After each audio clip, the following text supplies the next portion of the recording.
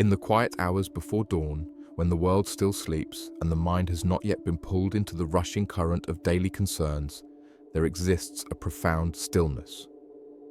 It is in this stillness that we can begin to understand one of the most liberating truths the ancient Stoics discovered, that the opinions, judgments, and expectations of others need not disturb the deep peace that resides within us. Like a mountain that remains unmoved by the winds that howl around its peaks, we too can learn to stand firm in our own center, untouched by the storms of external judgment. The human heart, in its natural state, seeks approval like a flower turns toward the sun. This is not weakness, it is the echo of our earliest days, when acceptance meant survival, when belonging meant safety. Yet somewhere along the path of growing up, this natural inclination becomes a prison of our own making. We begin to measure our worth by the shifting sands of others' opinions, building our sense of self on ground that moves with every wind of social change. The Stoic philosophers understood this predicament with remarkable clarity, offering us a different way of being in the world, one where our peace of mind becomes as constant as the North Star, unaffected by the changing weather of human judgment. Marcus Aurelius, writing in his private journal that would later become known as the Meditations, reflected on this very challenge. As an emperor, he was perhaps more subject to the opinions and expectations of others than most people could imagine. Every decision scrutinized, every action weighed and measured by countless observers. Yet in the solitude of his thoughts, he discovered something profound, that the disturbance we feel from others' opinions comes not from the opinions themselves, but from our attachment to them. Like shadows cast by clouds passing over the sun, these judgments have no substance of their own. They exist only in relation to our willingness to give them power over our inner landscape. Consider for a moment the nature of opinion itself. An opinion is like morning mist. It appears solid and substantial from a distance. But when you walk through it, you discover it is made of nothing more than water vapor and air. The person who judges you harshly today may think entirely differently tomorrow. The expectation placed upon you by another is filtered through their own fears, desires, and limited understanding of who you are. To base your peace of mind on such shifting, insubstantial things is like trying to build a house on the surface of a river. The foundation will never hold because the very nature of the ground beneath is constant change. Epictetus, who knew intimately what it meant to have his freedom constrained by others, having spent years as a slave, taught that we must learn to distinguish between what is up to us and what is not up to us. The opinions others hold about us fall squarely into the category of things that are not up to us. We cannot control what thoughts arise in another person's mind any more than we can control the weather or the movement of the stars. Yet we spend enormous amounts of energy trying to influence these uncontrollable things, exhausting ourselves in a futile attempt to manage the unmanageable. What is up to us, Epictetus would say, is how we respond to these opinions. What is up to us is whether we allow them to penetrate the sanctuary of our inner peace, or whether we let them pass by like clouds across the sky, acknowledged but not absorbed, seen but not internalized. This is not about becoming indifferent to others or closing our hearts to feedback that might help us grow. Rather, it is about developing the wisdom to know the difference between constructive input and the mere noise of human judgment, between genuine care and the projection of others' insecurities. The path to this wisdom begins with understanding the nature of the mind that judges. When someone forms an opinion about you, they are not seeing you clearly. They are seeing you through the lens of their own experience, their own wounds, their own hopes and fears. The harsh critic may be speaking from their own unhealed pain. The person who expects you to be something you are not may be trying to fulfill, through you, what they could not accomplish themselves.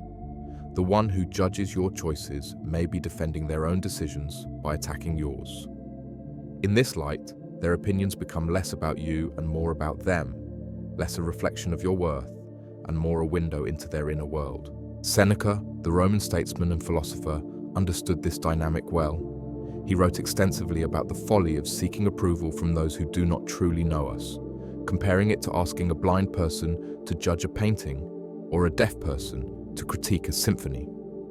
Most of the people whose opinions we fear do not have access to the full story of our lives. They see only fragments, a moment here, a decision there, and from these fragments they construct a narrative that may bear little resemblance to the truth of who we are. To give such incomplete assessments the power to disturb our peace is to mistake the shadow for the substance, the reflection for the reality. Yet even when we understand this intellectually, the emotional pull of others' opinions can still feel overwhelming. The disapproval of a parent, the judgment of a peer, the criticism of a colleague, these can strike at something deep within us, triggering responses that seem to bypass our rational understanding entirely. This is because the need for acceptance is woven into the very fabric of our being. It served our ancestors well when survival depended on remaining in good standing with the tribe. But in our modern world, this ancient programming often works against us, making us slaves to opinions that have no real bearing on our well-being or our path in life. The Stoics recognized that freedom from this slavery requires a fundamental shift in perspective. Instead of seeing ourselves as defendants in the court of public opinion, constantly trying to prove our worth to judges who may not even be qualified to assess us, we must learn to see ourselves as sovereign beings, complete and whole in our own right. This sovereignty is not arrogance or indifference to others. It is the quiet confidence that comes from knowing that our value does not depend on external validation. Like a tree that draws its nourishment from deep roots rather than from the changing weather above ground, we must learn to draw our sense of worth from sources that are stable and enduring. These might include our commitment to our values, our dedication to growth and learning, our capacity for love and compassion, our willingness to face challenges with courage. These qualities belong to us regardless of what others think about them. They cannot be taken away by criticism or diminished by disapproval. Marcus Aurelius often reminded himself that the universe is in constant flux, that everything external to us is subject to change and decay. The person who praises you today may condemn you tomorrow. The expectation that seems so important in this moment may be forgotten next week. The judgment that feels so crushing right now will fade like yesterday's weather. But the peace that comes from aligning with your own deepest values, the satisfaction that comes from acting with integrity regardless of others' opinions, these are treasures that no external force can touch. This does not mean we should ignore all feedback or become deaf to the concerns of those who care about us. Wisdom lies in learning to distinguish between opinions that serve our growth and those that merely reflect the fears and limitations of others. The feedback that comes from love, that is offered with genuine care for our well-being, that is based on real knowledge of who we are, this deserves our attention. But the casual judgments, the projections, the expectations born from others' unexamined assumptions, these we can acknowledge without absorbing, hear without internalizing. The practice of developing this discernment is like learning to navigate by the stars rather than by every passing landmark. The stars provide reliable guidance because they are constant and distant enough to offer true perspective. Similarly, our own deepest values and principles can serve as reliable guides, unaffected by the changing opinions of those around us. When we make decisions based on these internal stars rather than on the shifting expectations of others, we find ourselves on a path that leads to genuine peace and authentic fulfillment. Seneca wrote about the importance of having what he called an inner citadel, a place within ourselves that remains untouched by external circumstances. This citadel is not built of stone and mortar, but of understanding and acceptance. It is the recognition that while we cannot control what others think of us, we can control how much power we give their thoughts over our inner state. It is the understanding that their opinions are like weather, sometimes pleasant, sometimes harsh, but always temporary and always external to our essential being. Building this inner citadel requires patience and practice. It means catching ourselves when we begin to spiral into anxiety about what someone might think. It means noticing when we start to contort ourselves to fit others' expectations and gently returning to our own center. It means learning to sit with the discomfort of disapproval without immediately rushing to defend or explain ourselves. Like a muscle that grows stronger with exercise, our capacity to remain centered in the face of others' judgments develops through repeated practice. The ancient Stoics understood that this practice is not about becoming cold or indifferent. Rather, it is about developing what they called apatheia, not apathy in the modern sense, but a state of emotional equilibrium that allows us to respond to life from a place of wisdom rather than reactivity.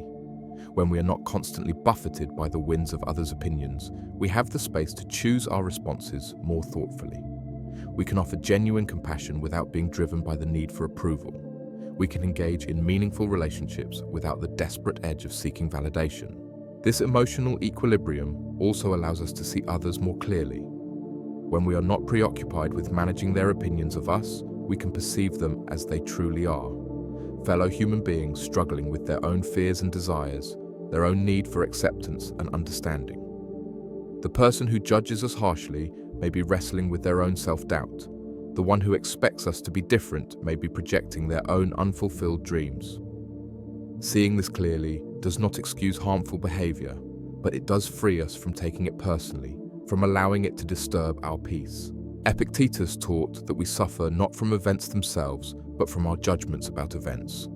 This principle applies powerfully to the realm of others' opinions. The opinion itself is just a thought in someone else's mind. It has no inherent power to harm us. The suffering comes from our judgment that this opinion matters more than our own inner knowing, that it has the authority to determine our worth, that it represents some fundamental truth about who we are.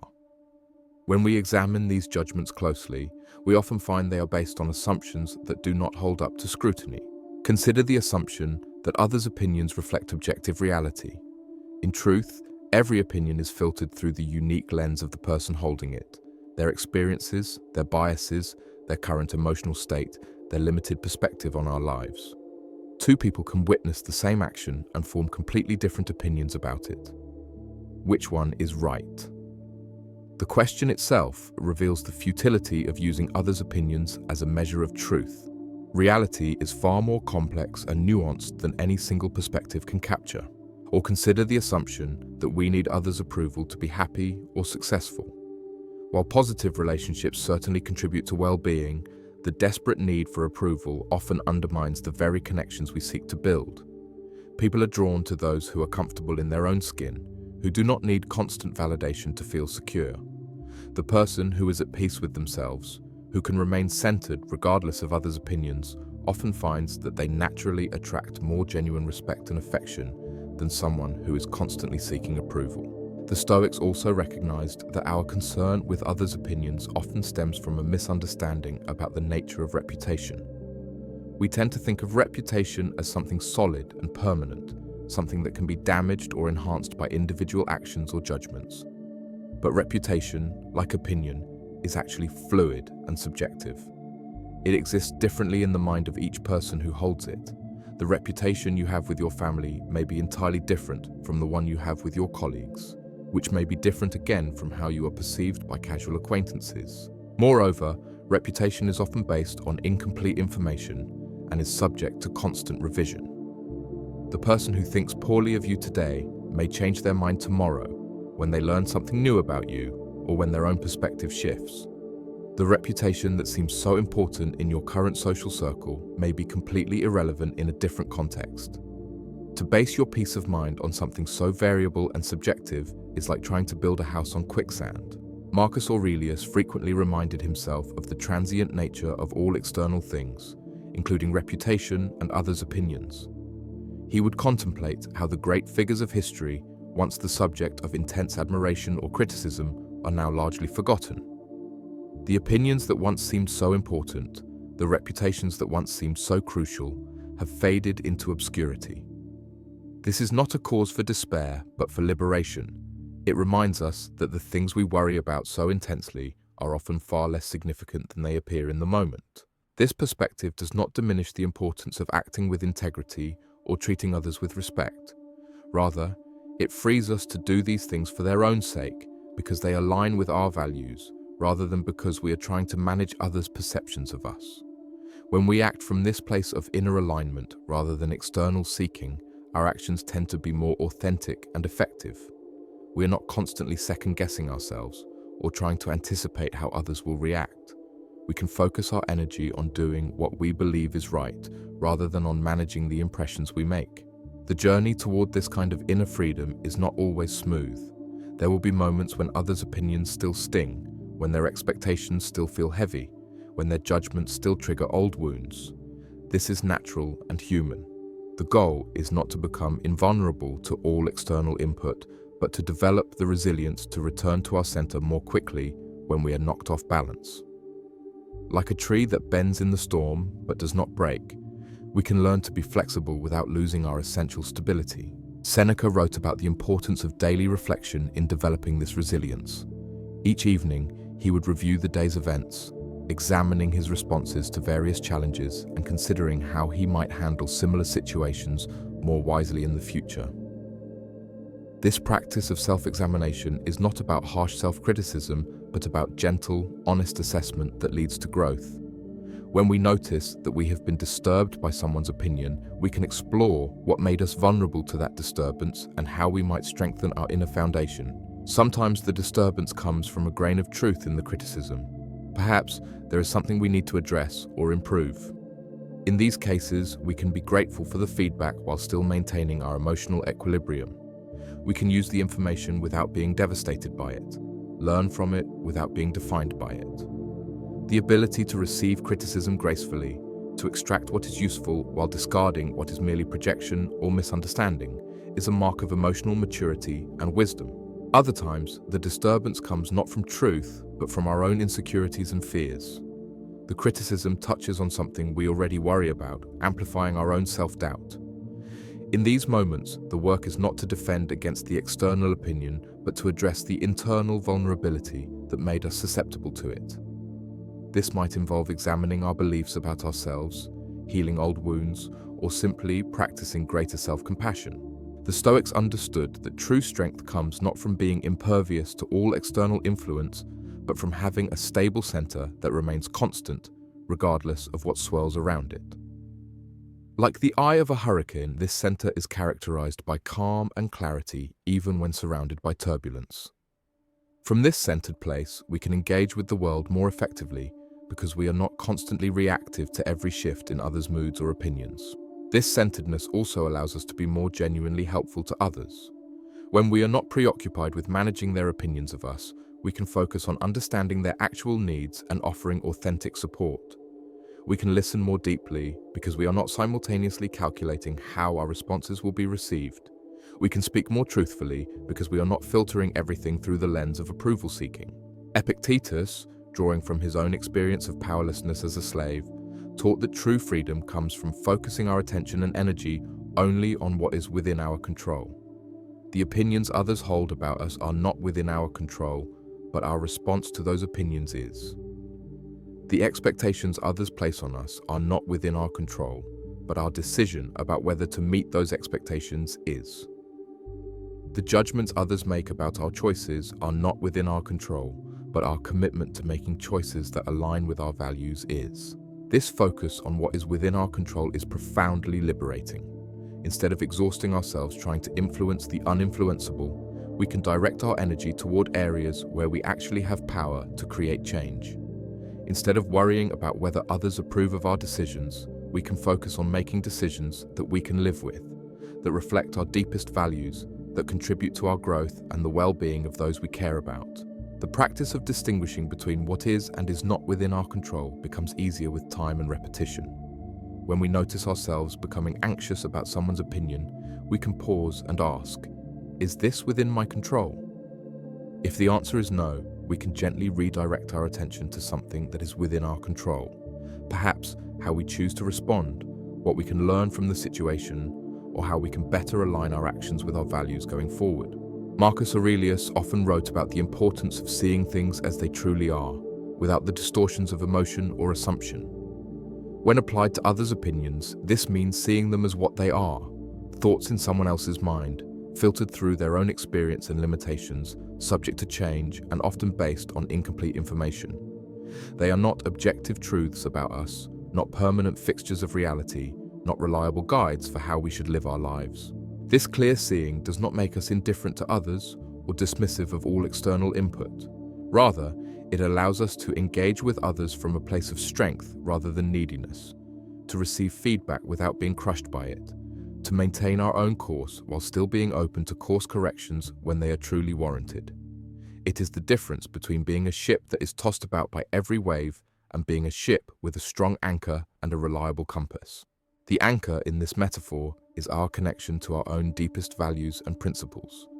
When we know what we stand for, when we have clarity about what matters most to us, we have a stable reference point that does not shift with others' opinions. The compass is our capacity for honest self-reflection and discernment, our ability to distinguish between feedback that serves our growth and noise that merely reflects others' projections. Seneca wrote extensively about the importance of choosing our influences wisely. While we cannot control all the opinions that come our way, we can be selective about whose opinions we give weight to. The person who knows us well, who has demonstrated wisdom in their own life, who offers feedback from a place of genuine care. Their opinion deserves more consideration than the casual judgment of someone who barely knows us or who is speaking from their own unresolved issues. This selectivity is not about surrounding ourselves only with people who agree with us or who never challenge us. Healthy challenge and honest feedback are essential for growth.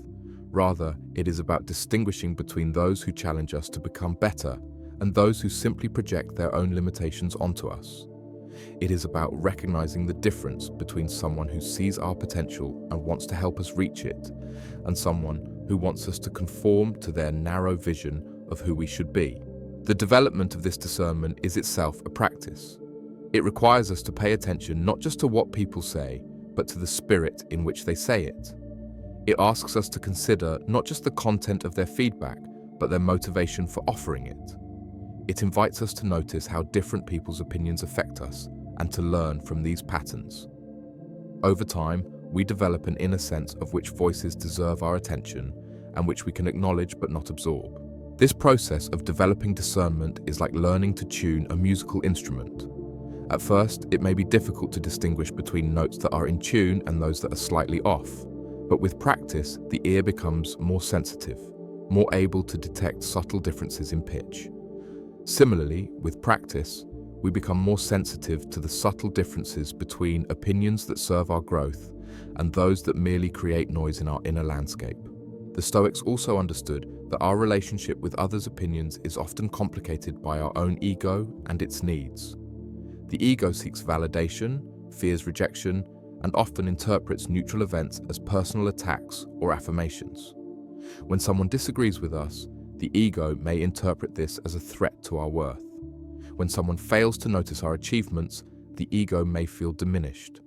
When someone expects us to be different than we are, the ego may feel pressured to comply or defensive about our choices. Learning to observe the ego's reactions without being controlled by them is a crucial part of developing inner freedom. We can notice when the ego is activated by someone's opinion without immediately acting on that activation. We can feel the sting of criticism without letting it determine our next move. We can experience the pleasure of praise without becoming addicted to it. This observational stance creates space between stimulus and response, allowing us to choose our reactions more consciously. Marcus Aurelius practiced this kind of self-observation regularly, noting his own reactions to various situations and examining them with curiosity rather than judgment. He recognized that the initial emotional response to others' opinions is often automatic and not entirely within our control.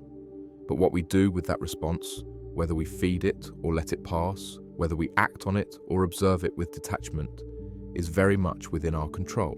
This practice of observation also reveals how much of our suffering around others' opinions is actually self-created.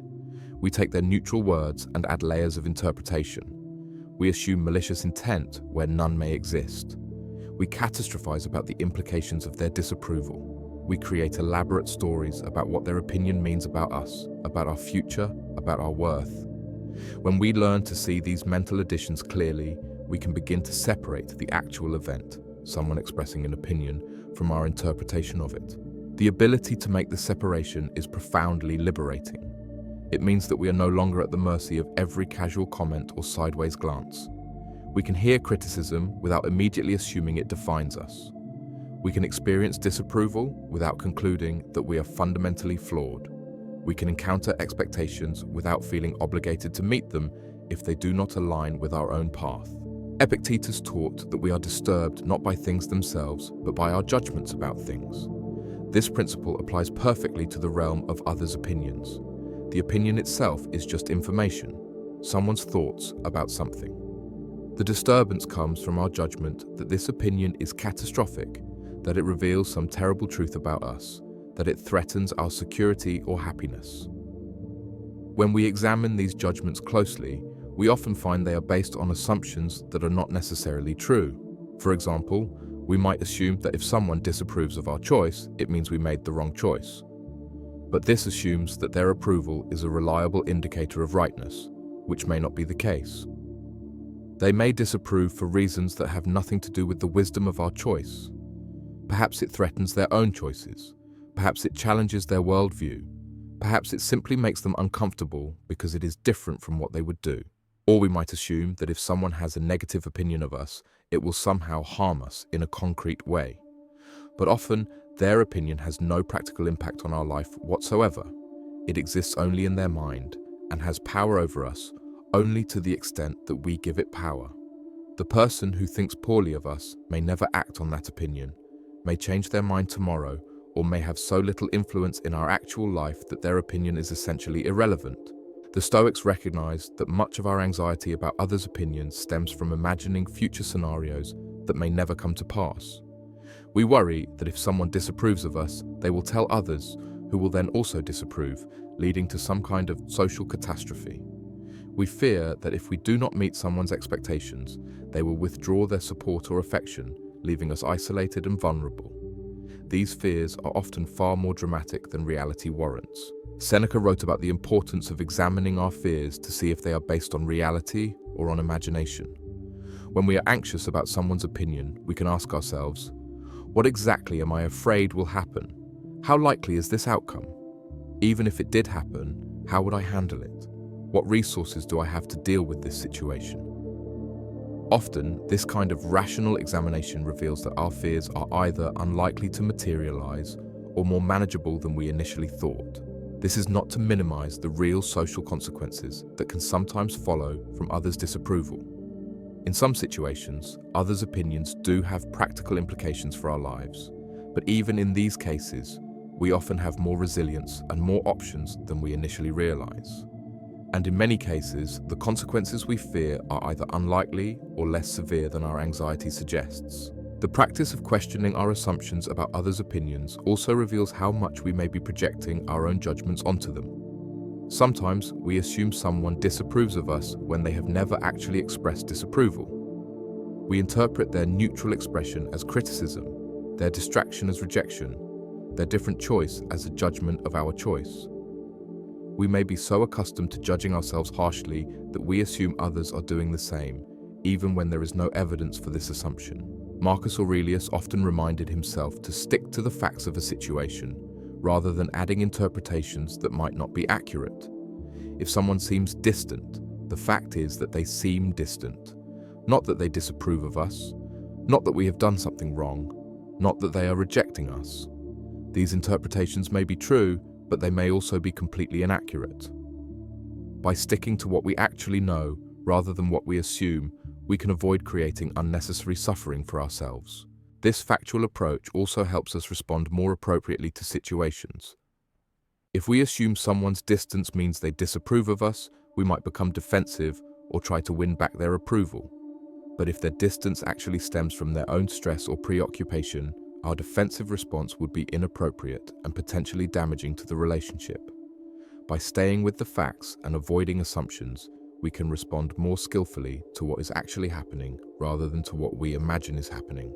The Stoics also understood that our concern with others' opinions often reflects a deeper uncertainty about our own worth and direction. When we are clear about our values and confident in our path, others' opinions become less threatening because they cannot shake our fundamental sense of who we are and where we are going. But when we are uncertain about these things, every opinion becomes a potential verdict on our worth. Every expectation becomes a possible indication of what we should be doing. This suggests that one of the most effective ways to become less disturbed by others' opinions is to develop greater clarity about our own values and direction. When we know what we stand for, what we are trying to accomplish, and why these things matter to us, we have a stable foundation that cannot be shaken by external judgments. We can receive feedback and consider whether it serves our goals, but we are not dependent on others' approval to know that we're on the right path.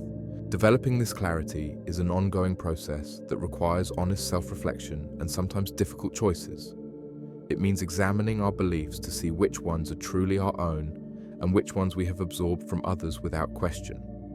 It means identifying what we value most deeply, not what we think we should value or what others expect us to value. It means considering what kind of person we want to become and what kind of life we want to live, independent of others' expectations or judgments. Seneca wrote about the importance of regular self-examination in this process. He suggested setting aside time each day to reflect on our actions, our motivations, and our progress toward our goals. This is not about harsh self-criticism, but about honest assessment that helps us stay aligned with our deepest values. When we are clear about these values and committed to living by them, others' opinions become less relevant because we have our own internal compass to guide us. This internal compass does not make us rigid or closed to input from others. Rather, it gives us a stable reference point from which to evaluate that input. We can consider whether someone's feedback helps us better live our values or achieve our goals. We can assess whether their expectations align with our own sense of purpose. We can determine whether their opinion reflects something we need to address or simply represents a different perspective that is not relevant to our path. The development of this internal compass also helps us distinguish between our authentic self and the various personas we may have developed to please others. Over time, many of us accumulate layers of conditioning about who we should be, how we should act, what we should want. These layers may have served us at one time, helping us navigate social situations or meet others' expectations. But they can also obscure our authentic self and make us overly dependent on external validation. Epictetus taught that true freedom comes from aligning with our authentic nature, rather than trying to be what others expect us to be. This does not mean being selfish or inconsiderate of others' needs. Rather, it means being honest about who we are and what we value, and making choices that reflect this authenticity rather than choices designed primarily to manage others' opinions of us. This alignment with authenticity often requires courage because it may mean disappointing some people or failing to meet some expectations. The person who has always been the peacemaker may need to learn to express disagreement. The one who has always been the achiever may need to learn to value rest and reflection. The one who has always been accommodating may need to learn to set boundaries. These changes may be met with resistance or disapproval from those who benefited from our old patterns. But the Stoics understood that this temporary discomfort is the price of genuine freedom and lasting peace. When we live authentically, we no longer have to maintain exhausting facades or constantly monitor others' reactions to make sure we are still acceptable. We can relax into being ourselves, knowing that those who truly belong in our lives will appreciate our authenticity, while those who only valued our compliance were never really seeing us anyway. Marcus Aurelius often wrote about the relief that comes from accepting ourselves as we are rather than constantly trying to be something else. This acceptance does not preclude growth or improvement. Indeed, it often facilitates them because we are no longer wasting energy on pretense. When we accept our current reality, including our limitations and imperfections, we can work with what is rather than against it. We can make changes from a place of self-compassion rather than self-rejection. This self-acceptance also makes us less vulnerable to others' criticisms because we are not trying to maintain an image of perfection. When someone points out our flaws, we can acknowledge them without being devastated because we already know we are imperfect and are working on ourselves. When someone disapproves of our choices, we can consider their perspective without being shaken because we know that our choices reflect our current understanding and circumstances, not some claim to infallibility. The journey toward this kind of self-acceptance and inner freedom is not always linear. There will be setbacks, moments when others' opinions still have the power to disturb our peace, times when we find ourselves slipping back into old patterns of seeking approval or avoiding disapproval. The Stoics understood this and emphasized the importance of patience and persistence in developing wisdom and emotional resilience. Seneca wrote about the importance of treating ourselves with the same compassion we would show a good friend who was struggling. When we notice that we have been disturbed by someone's opinion, we can respond with curiosity rather than self-criticism. What made us vulnerable in this moment? What can we learn from this experience? How can we strengthen our inner foundation so that we are less likely to be shaken in similar situations in the future? This compassionate approach to our own growth creates a positive cycle. The more accepting we are of our own imperfections and struggles, the less we need others' approval to feel okay about ourselves. The less we need their approval, the less power their disapproval has to disturb us. The less disturbed we are by their opinions, the more clearly we can see them as they are, fellow human beings with their own struggles and limitations, not judges whose verdicts determine our worth. This clarity of vision often leads to greater compassion for others as well. When we understand how much our own opinions are shaped by our personal history, current circumstances, and emotional state, we can better appreciate that others' opinions are similarly conditioned. The person who judges us harshly may be struggling with their own self-doubt. The one who expects us to be different may be projecting their own unfulfilled dreams. The one who disapproves of our choices may be defending their own decisions by attacking ours. Seeing this clearly does not excuse harmful behavior or mean we should accept mistreatment, but it does free us from taking others' opinions personally, from seeing them as accurate reflections of our worth rather than as expressions of their own inner world. This perspective allows us to respond more skillfully to difficult situations because we are not reactive to the emotional charge behind others' words. The Stoics also recognized that our relationship with others' opinions is often complicated by our social conditioning around politeness and accommodation. Many of us have been taught that it is rude or selfish to disregard others' expectations, that we should always try to please others even at the expense of our own well-being. While consideration for others is certainly a virtue, the Stoics understood that there is a difference between genuine kindness and compulsive people-pleasing. Genuine kindness comes from a place of strength and choice. We choose to be considerate because we value harmony and care about others' well-being, not because we are afraid of their disapproval. We can say no to requests that do not align with our values or capacity, and we can make choices that disappoint some people if those choices are necessary for our integrity or well-being. This kind of kindness is actually more sustainable and more authentic than the exhausting effort to please everyone all the time. Compulsive people-pleasing, on the other hand, comes from fear and insecurity. We try to meet everyone's expectations because we are afraid of rejection or conflict. We say yes when we mean no because we cannot bear the thought of someone being disappointed in us. We contort ourselves to fit others' preferences because we believe our worth depends on their approval. This pattern is not only exhausting for us, but often frustrating for others, who may sense that our accommodation is not genuine. Epictetus taught that true virtue lies in acting according to our own best judgment rather than according to others' expectations. This does not mean being inconsiderate or selfish, but it does mean taking responsibility for our own choices rather than letting others make our choices for us through their expectations and opinions. When we act from our own center, our actions tend to be more authentic and effective, even if they sometimes disappoint people who had different expectations. The practice of acting from our own center, rather than from others' expectations, requires ongoing attention and courage. It means noticing when we are about to make a choice based on what we think others want, rather than what we believe is right. It means catching ourselves when we start to modify our behavior to avoid potential disapproval. It means learning to tolerate the discomfort of disappointing others when our integrity requires it.